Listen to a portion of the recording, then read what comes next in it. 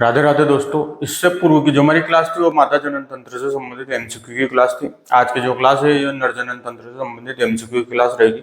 और यह विज्ञान जो जनरल साइंस का आपके सिलेबस है रीट मेंस में उसकी अंतिम क्लास है। ठीक है दोस्तों, इसके बाद हम शिक्षण विधियों की क्लास लेंगे। शुरुआत करते हैं पहले प्रश्न से। तो पहला प्रश्न आपका वो है, वृषणों का मुख्य कार्य क्या है?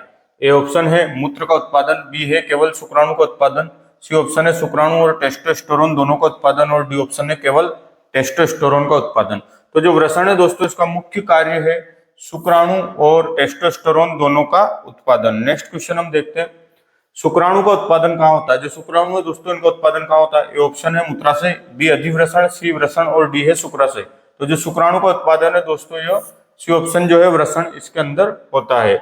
नेक्स्ट हम बात करें, शुक्राणुओं को कहाँ संग्रहित किया जाता है और परिपक्व होने दिया जाता है? जो शुक्राणु रहते हैं दोस्तों, इनको कहाँ पर संग्रहित किया जाता है और परिपक्व होने दिया जाता है? ये ऑप्शन है अधिवृषण, बी प्रोस्टेट ग्रंथि, सी है वृषण और डी ऑप्शन है मूत्र मार्ग। तो जो शुक्राणु है इनको अधिवृषण में संग्रहित किया जाता है और परिपक्व होने दिया जाता है। नेक्स्ट, शुक्राणु और मूत्र के लिए कौन सा अंग एक सामान्य मार्ग प्रदान करता है? ए ऑप्शन है शुक्रवाहिनी, बी है मूत्रवाहिनी, सी है मूत्रमार्ग और डी है अधिवृषण। तो जो शुक्राणु और मूत्र के लिए मार्ग जो प्रदान करता है वह है मूत्र मार्ग। मूत्र मार्ग इसका सही आंसर रहेगा, जो शुक्राणु और मूत्र के लिए एक सामान्य मार्ग प्रदान करता है। तो यहाँ पर आएगा सी ऑप्शन। नेक्स्ट हम बात करें, वीर्य में सबसे अधिक मात्रा में क्या पाया जाता है? ए है प्रोस्टेट तरल पदार्थ, बी है शुक्राणु, सी है शुक्राशय तरल पदार्थ और डी है मूत्र। तो वीर्य में सर्वाधिक दोस्तों शुक्राशय तरल पदार्थ पाया जाता है। सी ऑप्शन आपका सही रहेगा। नेक्स्ट हम बात करें, सेमिनल वेसिकल्स शुक्राशय का कार्य क्या है? तो ए ऑप्शन है शुक्राणु का उत्पादन, बी है मूत्र का भंडारण, सी है वीर्य में तरल पदार्थ जोड़ना और डी ऑप्शन है टेस्टोस्टेरोन का उत्पादन। तो जो वीर्य में तरल पदार्थ जोड़ना यह कार्य किसका है? सेमिनल वेसिकल्स का रहता है। तो सी ऑप्शन आपका सही रहेगा। नेक्स्ट हम बात करें, वृषण कोष का क्या कार्य है? जो वृषण कोष है इसका क्या कार्य है? ए ऑप्शन है मूत्र का भंडारण, बी है वृषण को शरीर से बाहर रखना और उनका तापमान बनाए रखना, सी ऑप्शन है वीर्य का निर्माण और डी ऑप्शन है टेस्टोस्टेरोन का उत्पादन। तो जो वृषण कोष है दोस्तों, इसका मुख्य कार्य है वृषण को शरीर से बाहर बनाए रखना, मतलब जो बी ऑप्शन है आपका यह सही रहेगा, और उनका तापमान बनाए रखना। नेक्स्ट हम बात करें, कौन सी ग्रंथि वीर्य को अम्लीय होने से बचाने के लिए सारी तरल पदार्थ स्रावित करती है? वह ग्रंथि कौन सी है जो वीर्य को अम्लीय होने से बचाने के लिए क्या करती है? सारी तरल पदार्थ स्रावित करती है। ये ऑप्शन है वृषण, बी प्रोस्टेट ग्रंथि, सी है शुक्राशय और डी है कोपर ग्रंथि। तो जो प्रोस्टेट ग्रंथि है दोस्तों, वह यह कार्य करती है वीर्य को अम्लीय होने से बचाने के लिए, उसमें सारी तरल पदार्थ का स्त्राव। क्वेश्चन की हम बात करें, शुक्राणुओं को वृषण से मूत्र मार्ग तक कौन ले जाता है? ऑप्शन है मूत्रवाहिनी, बी है शुक्रवाहिनी, सी है अधिवृषण और डी है शिश्न। तो जो शुक्रवाहिनी है दोस्तों, यह शुक्राणुओं को वृषण से मूत्र मार्ग तक ले जाती है। नेक्स्ट हम बात करें, पुरुष जनन तंत्र का कौन सा अंग शुक्राणुओं को पोषण प्रदान करने वाला तरल पदार्थ उत्पन्न करता है? ए ऑप्शन है वृषण, बी है प्रोस्टेट ग्रंथि और शुक्राशय, सी ऑप्शन है अधिवृषण और डी ऑप्शन है कोपर ग्रंथि।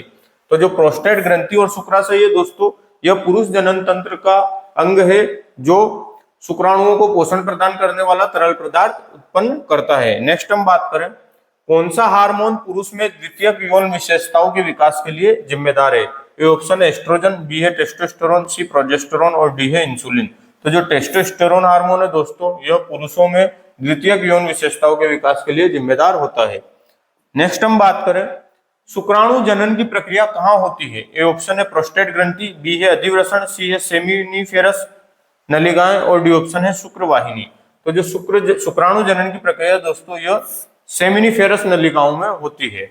नेक्स्ट हम बात करें, पुरुष जनन तंत्र का कौन सा अंग शुक्राणुओं को शुक्राशय तक ले जाने में मदद करता है? पुरुष जनन तंत्र का ऐसा कौन सा अंग है जो शुक्राणुओं को शुक्राशय तक ले जाने में क्या करता है? मदद करता है। ऑप्शन है मूत्रवाहिनी, बी शुक्रवाहिनी, सी अधिवृषण और डी है शिश्न। तो जो शुक्रवाहिनी है दोस्तों, वह यह कार्य करती है। नेक्स्ट हम बात करें, वृषण को शरीर से बाहर क्यों रखा जाता है? ये इंपॉर्टेंट प्रश्न है।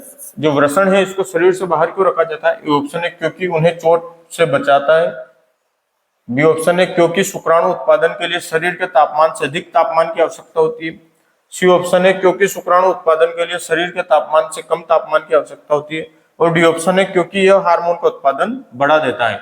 तो जो शुक्र वृषण है दोस्तों, वृषण को शरीर से बाहर इसलिए रखा जाता है क्योंकि यह क्या करता है, शुक्राणु उत्पादन के लिए शरीर के तापमान से कम तापमान की क्या होती है, आवश्यकता होती है। क्योंकि शुक्राणु का जो उत्पादन होता है उनके लिए शरीर के तापमान से कम तापमान की आवश्यकता होती है, इसलिए वृषण को शरीर से बाहर रखा जाता है। नेक्स्ट हम बात करें शिश्न का मुख्य कार्य क्या है। ए ऑप्शन है शुक्राणु का उत्पादन, बी मूत्र का भंडारण, सी मूत्र और वीर्य दोनों का निर्माण या निर्वहन, सी और डी ऑप्शन है टेस्टोस्टेरोन का उत्पादन। तो जो शिश्न का मुख्य कार्य है दोस्तों वो है मूत्र और वीर्य दोनों का निर्वहन। तो सी ऑप्शन जो रहेगा यहाँ पर वह सही रहेगा। नेक्स्ट हम बात करें पुरुष जनन तंत्र में मूत्र मार्ग को चिकनाई प्रदान करने के लिए कौन सी ग्रंथि जिम्मेदार होती है।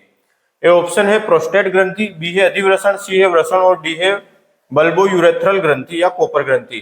तो जो पुरुष तंत्र है, पुरुष जनन तंत्र है, इसमें मूत्र मार्ग को चिकनाई प्रदान करने के लिए कोपर ग्रंथि या बल्बो यूरेथ्रल ग्रंथि। क्वेश्चन की हम बात करें कौन सा अंग शुक्राणुओं को गतिशीलता प्रदान करने के लिए फ्रुक्टोज युक्त तरल पदार्थ स्रावित करता है। ए ऑप्शन है प्रोस्टेट ग्रंथि, बी है शुक्राशय, सी ऑप्शन है अधिवृषण और डी है कोपर ग्रंथि। तो जो शुक्राशय है इसका दोस्तों बी ऑप्शन यह सही रहेगा, जो फ्रुक्टोज युक्त तरल पदार्थ को क्या करता है, स्रावित करता है शुक्राणुओं को गतिशीलता प्रदान करने के लिए। नेक्स्ट हम बात करें पुरुष जनन तंत्र का कौन सा अंग शुक्राणु और प्रोस्टेट ग्रंथि के स्त्राव को मिलाता है। ए ऑप्शन है मूत्रमार्ग, बी शुक्र वाहिनी, सी अधिवृषण और डी है स्खलन वाहिनी। तो स्खलन वाहिनी जो होती है यह क्या करती है, पुरुष जनन तंत्र को का वह अंग है जो शुक्राणु और प्रोस्टेट ग्रंथि के स्त्राव को क्या करता है दोस्तों, मिलाता है। नेक्स्ट हम बात करें टेस्टोस्टेरोन के उत्पादन के लिए कौन सी कोशिकाएं जिम्मेदार है। ए ऑप्शन है सर्टोली कोशिकाएं, बी है लेडिंग कोशिकाएं, सी है जर्म कोशिकाएं और डी है कोपर कोशिकाएं। तो जो लेडिंग कोशिका है दोस्तों ये टेस्टोस्टेरोन के उत्पादन के लिए जिम्मेदार होती है। कुछ प्रश्न ऐसे हैं जो जिनकी थ्योरी में बात नहीं हुई थी, लेकिन ये 4-5 प्रश्न जो है इंपॉर्टेंट रहे, इसलिए मैंने इनको क्या किया, ऐड कर लिया। बाकी आपके जो क्वेश्चन है वो थ्योरी से संबंधित रहेंगे। ठीक है दोस्तों। नेक्स्ट हम बात करें वह प्रक्रिया क्या है जिसमें एक शुक्राणु का सिर एक अंड कोशिका में प्रवेश करता है। ए ऑप्शन है शुक्राणु जनन, वीर्य सेचन, सी ऑप्शन है निषेचन और डी ऑप्शन है अंडोत्सर्ग। तो जो निषेचन है वो इसका क्या रहेगा, सही आंसर रहेगा। नेक्स्ट हम बात करें पुरुष जनन तंत्र का कौन सा भाग मूत्र को मूत्राशय से शरीर के बाहर ले जाता है। तो पुरुष जनन तंत्र का वह कौन सा भाग है जो मूत्र को मूत्राशय से शरीर के बाहर ले जाता है। ऑप्शन है मूत्र वाहिनी, सी है शुक्र, बी है शुक्र वाहिनी, सी है मूत्र मार्ग और डी है वृषण। तो जो मूत्र मार्ग है दोस्तों इसका क्या हो जाएगा, आंसर हो जाएगा। नेक्स्ट हम बात करें वृषण में मौजूद वह कोशिकाएं कौन सी है जो विकासशील शुक्राणुओं को पोषण प्रदान करती है। ए ऑप्शन है लेडिंग कोशिकाएं, बी है जर्म कोशिकाएं, सी है एपिडर्मल कोशिका और सी डी है सर्टोली कोशिका। तो इसका जो आंसर रहेगा दोस्तों वो रहेगा सर्टोली कोशिका। ये वे कोशिकाएं हैं जो विकासशील शुक्राणुओं को क्या करती है, पोषण प्रदान करती है। नेक्स्ट हम बात करें वीर्य में शुक्राणु के अलावा और क्या होता है। ए ऑप्शन है केवल प्रोस्टेट तरल पदार्थ, बी है केवल शुक्राशय तरल पदार्थ, सी ऑप्शन है प्रोस्टेट ग्रंथि शुक्राशय और कोपर ग्रंथियों से तरल पदार्थ और डी ऑप्शन है केवल हार्मोन। तो इसमें जो है दोस्तों सी ऑप्शन प्रोस्टेट ग्रंथि शुक्राशय और कोपर ग्रंथियों से तरल पदार्थ हमारा सही आंसर रहेगा। नेक्स्ट हम बात करें पुरुष जनन तंत्र का कौन सा अंग शुक्राणुओं को सिर और पूंछ प्रदान करता है। ए ऑप्शन है वृषण, बी अधिवृषण, सी है शुक्रवाहिनी और डी है सेमिनिफेरस नलिकाएं। तो जो सेमिनिफेरस नलिकाएं हैं दोस्तों ये इसका क्या रहेगा, सही आंसर रहेगा। नेक्स्ट हम बात करें नर जनन तंत्र के किस भाग को पुरुष यौनांग कहा जाता है। ऑप्शन है वृषण, बी अधिवृषण, सी शिश्न और डी जो है प्रोस्टेट ग्रंथि। तो जो सी ऑप्शन है शिश्न आपका इसमें सही आंसर रहेगा।